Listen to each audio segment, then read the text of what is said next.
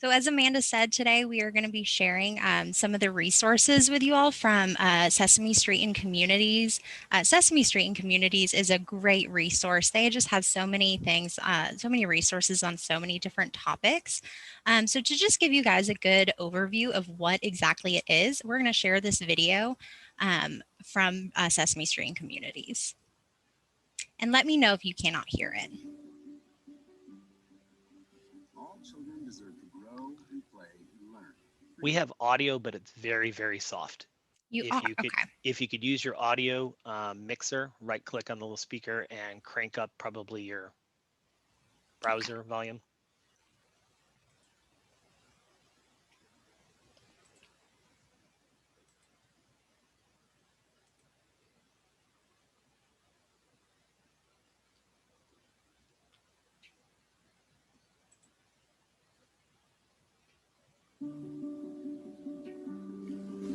All children deserve to grow and play and learn, free from stress or fear.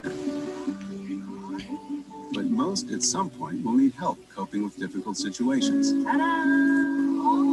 Something Sesame Street has recognized for 50 years. When people die, they don't come back. Prolonged stress experienced by young children has a profound effect on healthy development. Too many children are exposed to traumatic experiences, creating barriers to their success. We want to help them overcome these challenges. With Sesame Street and Communities, we're bringing Sesame Street across the country, empowering parents, caregivers, and local partners with trainings, support, and research-based resources to help all children get off to the best start. For us, this work is really about connections. We knew that if we had our community connections coupled with the trust that the brand that Sesame Street has and the experience they have, that we could really make a positive impact. With on-the-ground partners, we're helping children prepare for school, build healthy habits, and cope with a wide range of traumatic experiences. My mom was having a hard time with addiction, and I felt like my family was the only one going through it. When did you get to see him? Not that much. How come? Because she's in prison. There's a lot of tough issues that we address when it comes to parenting. Sad feelings can come and go. Having those tools to get through it, what greater way to do it through characters, Muppets? As long as we're together, we got this. We are ready to get set with our families, our young children. It's an opportunity to help our parents be better parents, to interact more strongly with their children, to teach them the skills that they need to be better students when they get into school. This is just absolutely a life changer, a game changer. Together, we're bringing Sesame Street to every street, giving all children the chance to thrive.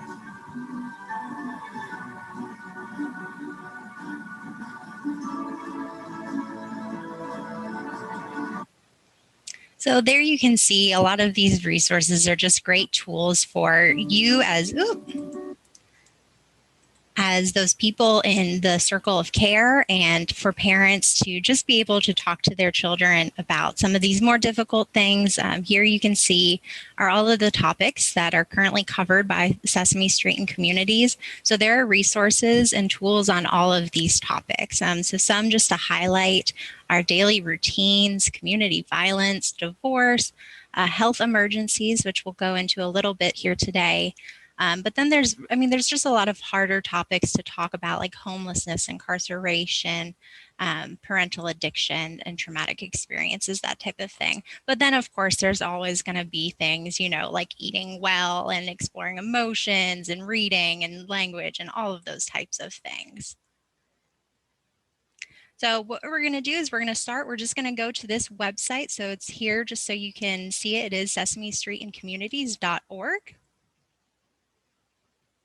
And today I'm just going to give you a brief overview of Sesame Street and communities, but I should mention that we are going to be offering an hour-and-a-half training on this on February the 11th, and we can provide more information afterwards with a follow-up email on how to find out more information about that if you're interested.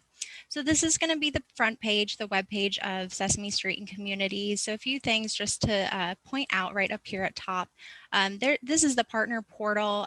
You don't need to worry about that too much unless you're interested in what specific areas or what those specific places are doing. But these professional development tools are a great thing. And like I said, we will go into a deeper dive on that on the 11th. But they have short training videos, they have longer webinars, and then they even have courses and interactive trainings. Right now, of course, they're not having any events, so that has been pretty empty these days. And then up here, you can see all of the topics. So if you're looking for a topic on something very specific like milestones, you can come right here, click on it, and then you're going to get all of the resources available for that, that topic. I'm going to come back out here and show you another way to search for the different topics, or for the different resources rather. So when you come onto the web page, you'll see there's always going to be different resources highlighted, and generally they are things that are pretty relevant, so like managing stress. But then you can come down here and you can use this find an activity tool. So I think that this is a really great way of narrowing down some of these resources, because you can look specifically for the age range. So if you're looking for resources for adults, or if you're looking for a 4 to 6 year old, you can find resources that are going to be developmentally appropriate for those ages. You can also find time. This is really good if you're on a time crunch, or if you're looking for a video specifically and you want to make sure that it's a short video.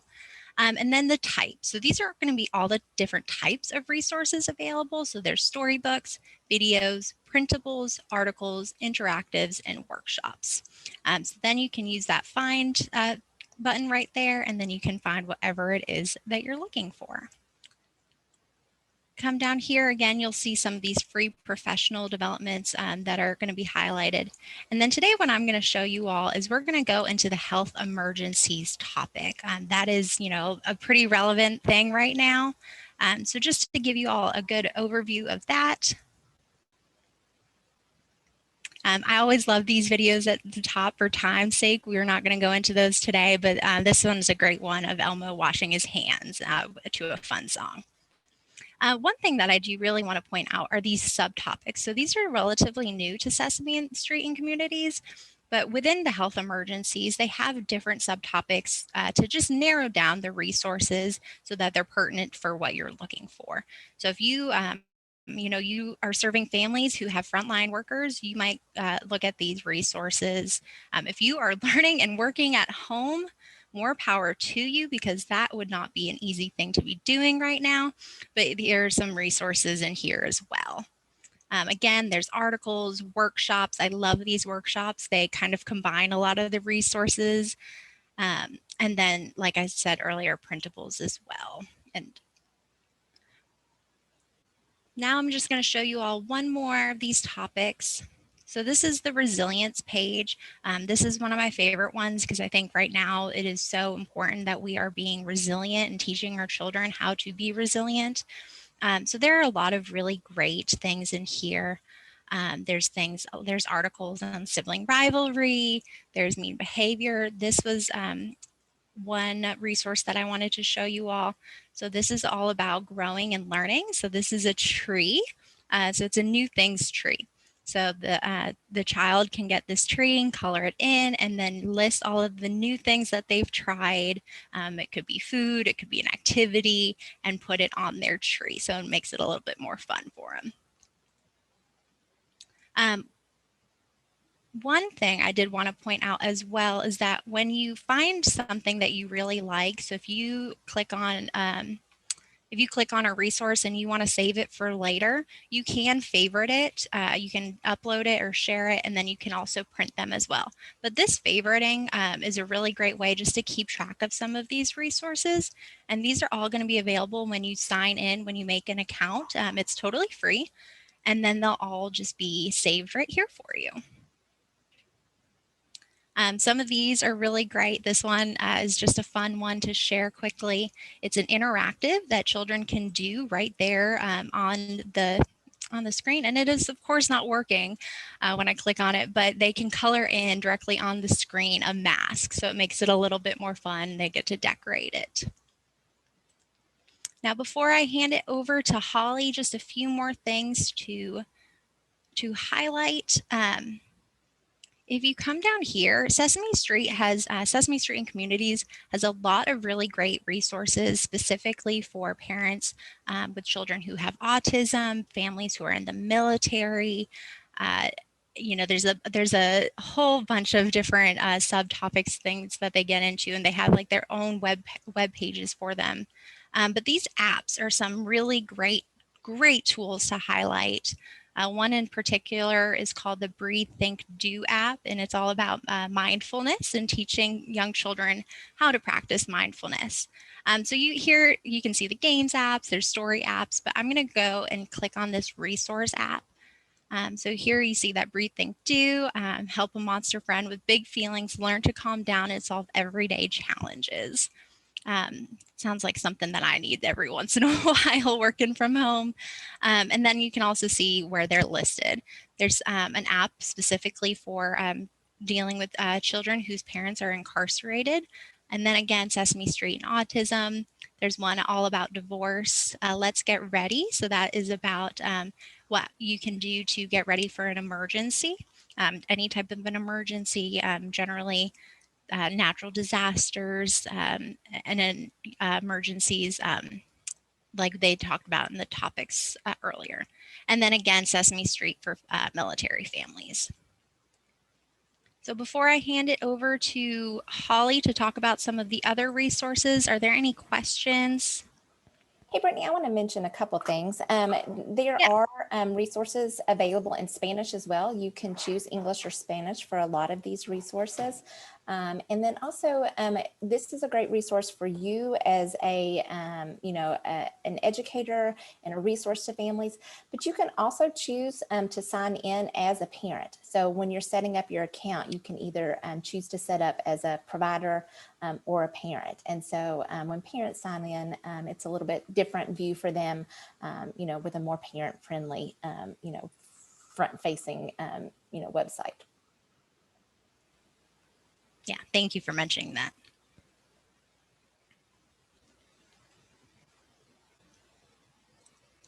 Did we have any other questions before I hand it over to Holly? Another one of the resources that was mentioned there that that might be very useful at this time is there's a toolkit about grief. And so that's one that we've pointed lots of families to in the past. But just know that is another one of the topics that's highlighted and helps, educators or families talk to young children about grief. Yeah. Well, the chat room still looks empty. So if anybody does have any questions and you don't want to unmute, feel free to just type your questions and we'll pass them on to the presenters. All right, and now I'm going to pass it over to Holly to share just a few of the other resources that the KET Early Childhood team has to offer. Hey guys, I will apologize in advance. Hopefully my dogs are not going to get too loud. There was a big dog that just went by. Luckily I was on mute. So anywho, again, hazards working from home. There are a couple of resources that we wanted to make sure and pass along. Some of these you may know about. As Greg mentioned earlier, we've presented at a couple of different FRYSC events. And some of you all, we have actually had the great opportunity to work along with. And so as Amanda mentioned in the beginning too, we love working with you all and being able to support you in the work that you do with the families that you serve. So one thing that I want to mention that's on the screen right now are the PBS Kids goal sheets. These are fairly new. They've been out, I guess, maybe a little over a year, give or take. They've had at least one update done to them. But this is a really great resource if you are maybe not familiar with a lot of the PBS Kids resources, or kind of like me. My kids are 6 years apart. And so I had this kind of, when I started with KET, I kind of had this little bit of a gap of PBS Kids resources. There were things that my older daughter watched that were no longer around by the time my younger daughter came along. So maybe it might even be a case like that, or your children are older now, and so you've gotten a little out of touch with what kind of resources there are. So the blue one, and we can send these to Greg so that he can put them in that Google Doc or in the Google Classroom. I think that's a wonderful idea. I love that idea, by the way. But the blue one specifically talks about the PBS Kids property. So we're talking about the shows or characters that PBS Kids has, or that are under that PBS Kids umbrella. And in this particular resource, you can see that it's broken down by subject area. So if you're looking for a resource that's social emotional, or if you're looking for something that's more STEM related, you can see in that very first column that's kind of the darker color, that's going to give the resource name. And so maybe if you're looking for a math resource, you can look under STEM and it's going to tell you that Peg Plus Cat is a great math resource. In the middle column, that gives kind of a target grade range. Now, again, you take this with a grain of salt, as you know your parents and your families, or your parents know their families. So that particular, what age group is being targeted for this.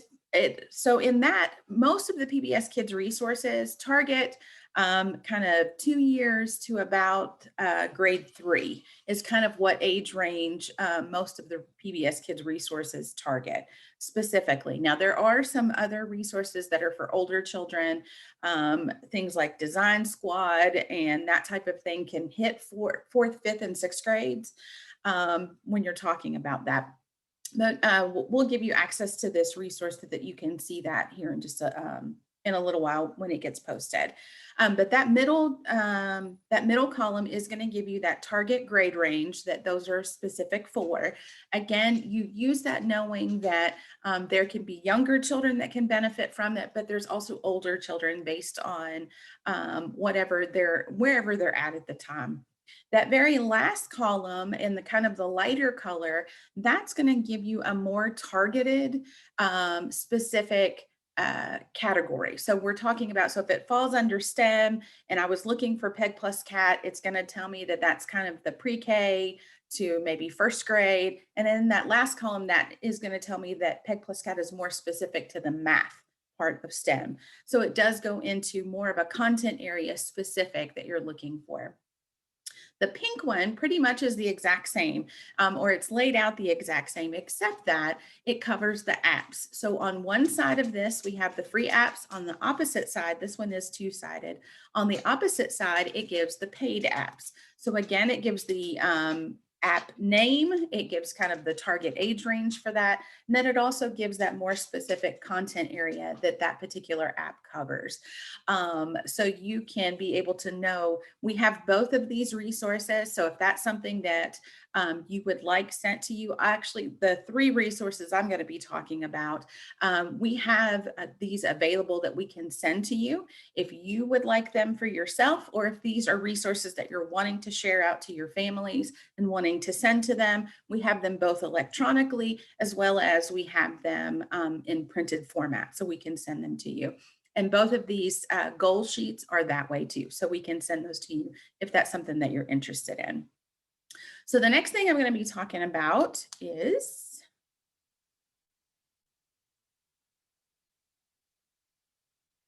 the app sheets. So these are app kind of like postcards. They're about half of an 8.5 by 11 is about the size of them. They are double-sided. And this particular app card really is focused in on the freed apps. the free apps, the free apps from PBS Kids. So these, again, knowing that they come from PBS, you can trust in the content that's developed. You can also trust in knowing that they're educational. So that's one thing. This has always been a really great resource that we have found both with parents and with educators. That they really enjoy getting this resource. This by no means on this app card is an exhaustive list of all of the free apps that PBS Kids offers, but it is a really cool and quick way to give families an idea about free app resources that are out there. I know that, you know, in times like this, that we're all kind of spending a little bit more time on technology than we have in the past. But we also, again, kind of believe that, at least in this case, one, they're free apps, two, we can trust that it's educational content. There's a question about, would these include middle school? So this particular app card does not. And most of, like I mentioned earlier, most of the PBS Kids app card or app, I'm sorry, let me back my brain up for a second. Most of the PBS Kids resources do actually target kind of that grade 2, age 2 up through about 3rd grade. We do have, I am going to tell you about how you can get in contact with our K-12 consultants, which can definitely point you in direction of resources that are great for that middle school and high school students, for sure. So I'll also add too that we do find that some of the resources like Odd Squad or Rough Roughman are really great review resources for those later elementary and early middle school kids. So I have a 6th grader, and you know, he really does still enjoy doing some of the activities with Rough Roughman.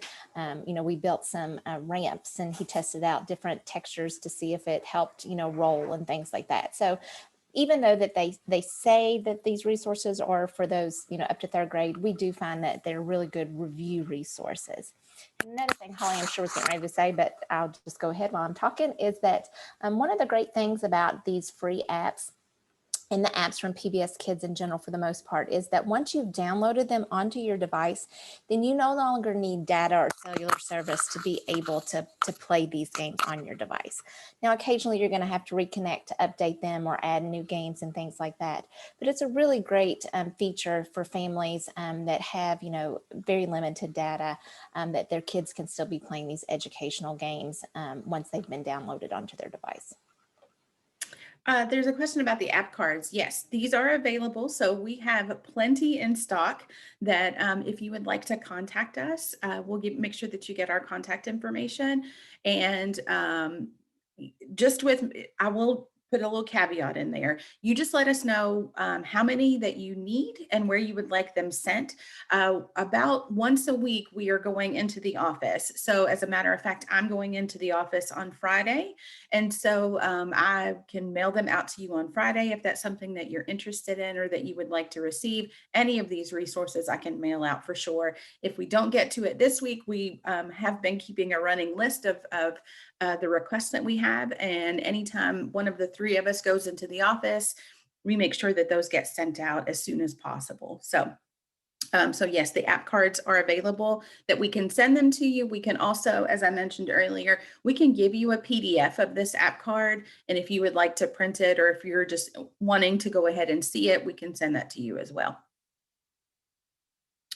All right, and then the last thing that I'm going to be the next to the last thing that I'm going to be talking about is Wright by Text. So Wright by Text, this is a free resource that we have been partnering with PBS and Wright by 3, and so and the Corporation for Public Broadcasting. So this is a free resource for both parents and educators.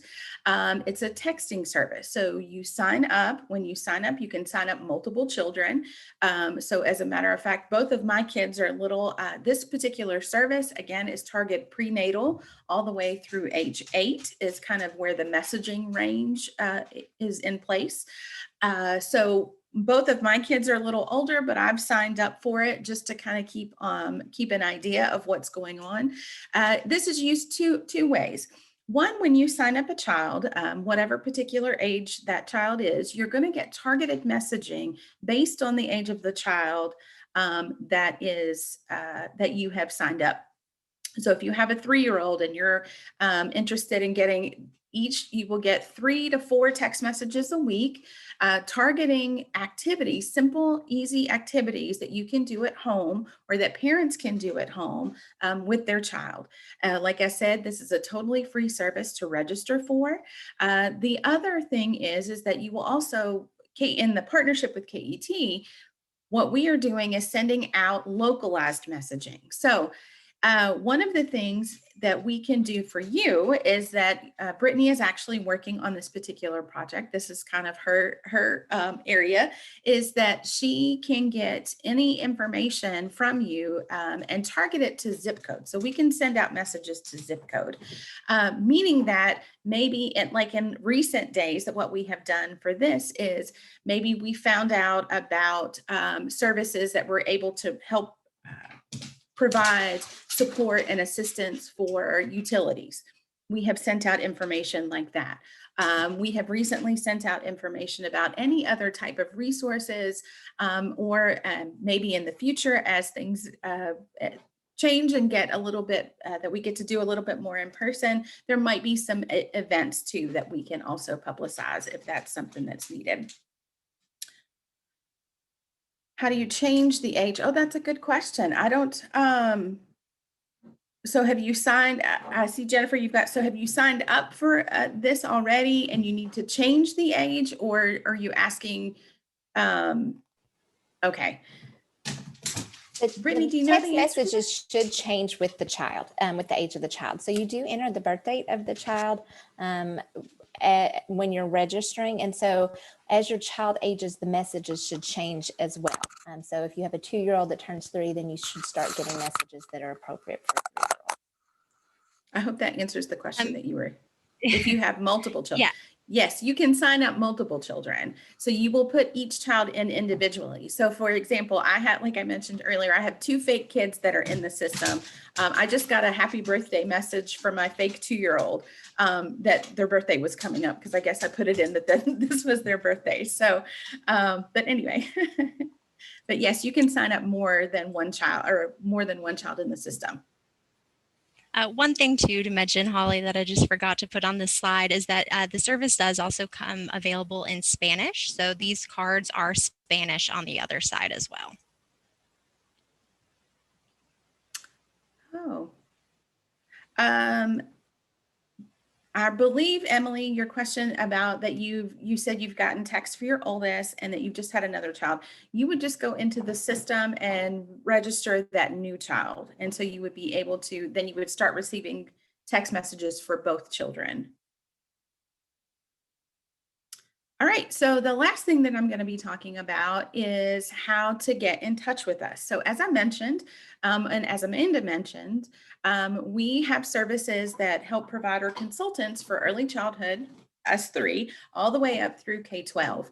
And so we have just launched, actually about a month ago, give or take a little bit, a website in which you can book an online consultation with us. So any of us, early childhood up through K-12. So what this does, it allows you to select the date, the time, whether you want to do a half an hour or whether you need a more in-depth conversation, or if that's something that we just start the conversation and then we continue on at another time. It's whatever. So again, if there's anything that we can do as education consultants to help you in your work, please let us know. And if you have any questions, you can book a consultation with us. You can send us an email, whatever you would like to do, and we would help you do that. So just know that we're here to help you in any way, as well as the teachers and other professionals that you work with in your education setting. So many of you we know, serve on your local community early childhood councils. Our early childhood team provides professional development for the ECE TRIS credit, and we could maybe talk with you about that if you want to see more about what we have to offer, the different sessions. Or, maybe you want to talk more about Sesame Street and communities and the different topics and how you could use them. You know, maybe you're getting ready to put together a virtual back to school event. Hopefully we're not doing virtual back to school events, but if you are, you know, we can, you know, maybe brainstorm some resources that you might could access, you know, from KET and PBS Kids that might be useful for an event like that. You know, we worked locally with different groups that did summer kindergarten readiness events. And so we did some, you know, pre-recorded activities that they posted on their Facebook page or on their website. So there's lots of things like that we offer, and that we could use this this scheduler for to set up to talk with you about. I really appreciate all of you all that have been putting in the chat box about needing the app cards. I would ask that you would make sure to please email us that information. Just that way, I don't want to miss anything, or we want to make sure that you get what you need. So you've got your names and that kind of, and the information of where to send it to. Don't forget that we need to know how many you need as well. So if you would just email us, like our contact information is on the screen now. So if you would just do that, that way we can make sure that we get you what you would like to have. So are there any other questions, or any questions that you have for any of the three of us about anything we've presented, or anything that we offer, or anything like that?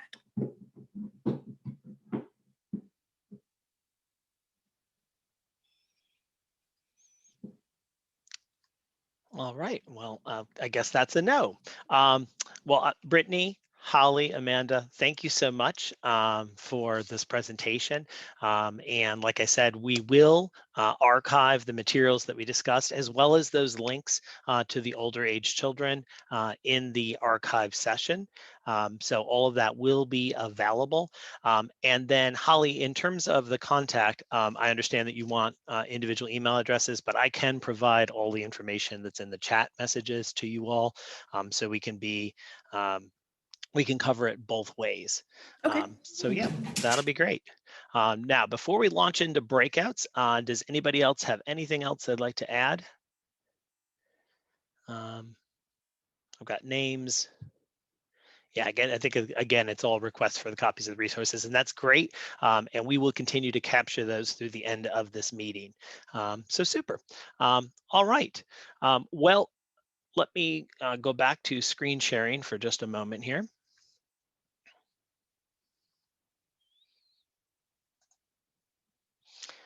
All right, so for the next piece here,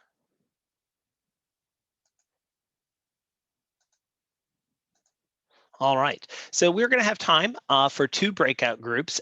They'll be about 12 minutes each. And real quickly, while we've got everyone here, because sometimes we lose people for other commitments, we will be continuing our Wednesday webinars in 2 weeks on January the 27th. And our next speaker is going to be Carla Mack from Fayette County. She's going to be talking about virtual math, virtual tutoring, in particular math. So that's what's on deck for the next session.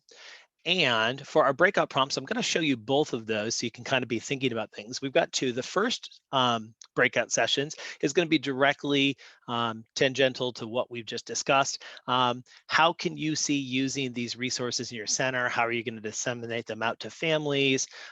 If you are here from middle school or older kids, how would you use similar resources in your center? And then the second breakout will be adjusting to, preparing for, how are you dealing with back to school, and however that looks in your various districts. I know we've got people that have been back and have been back a lot, and people who are maybe back for the first time, and people who aren't even really hopeful that they're going to be back anytime soon. But in any case, how is that going? So be thinking about both of those. But let me just qualify that. These breakouts and this Wednesday webinar is for you all.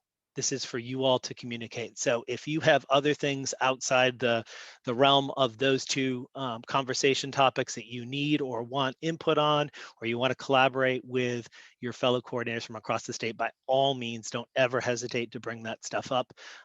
This is why we want this forum available to all of you. So if there's any questions, let me know quickly. Otherwise, I'm going to open up the breakout groups.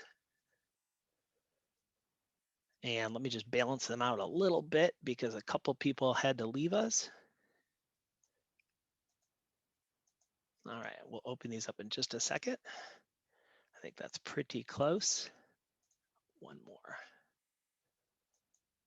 All right. So without further ado, we will see you back here in just a moment between the two breakout groups.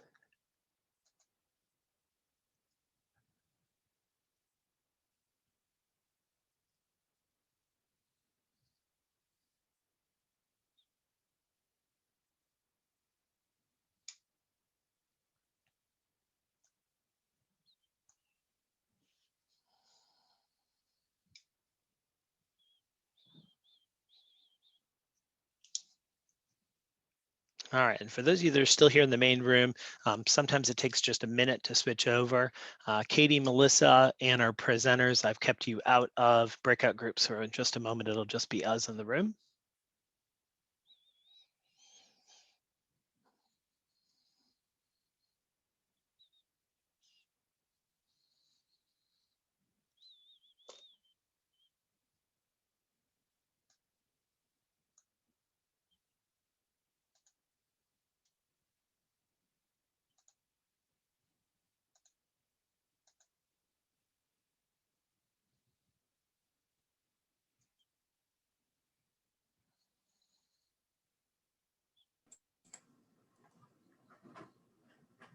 Greg, I'm getting ready to head out on a home visit, so I'm going to go ahead and exit out. Will we get an email for our participation? Absolutely. Actually, hold on just a second. I'll go ahead and put it in your chat. So the PD number. Oops, not PhD. It's going to be it's going to be 153-2021. If you want to copy that out of the chat. Absolutely. Thanks for being here. Yeah, sorry for the inconvenience. We just have to get it done before car riders get in here. I completely understand. We're glad you were able to be here. Thank you.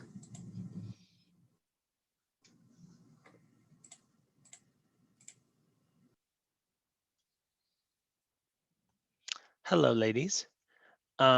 Misty Kerrigan is assigned to a group. I think she's just stuck. She's assigned to room. So we've got 6 breakout. I originally made 7 breakout groups, but then when we had people peel off, I basically took everybody out of one group and kind of balanced them out. So, and it looks like, just looking at the green dots. You're still screen sharing. I don't know if you know that or not. Yeah. If it matters, it may not matter. It doesn't. It doesn't, but I can turn it off for now.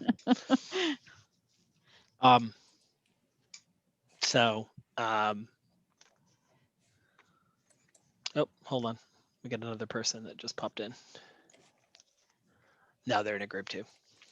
So I think these people probably got disconnected or had connection issues. I'm keeping an eye on the people that, if they actually do get kicked off and come back in, they'll come in as unassigned.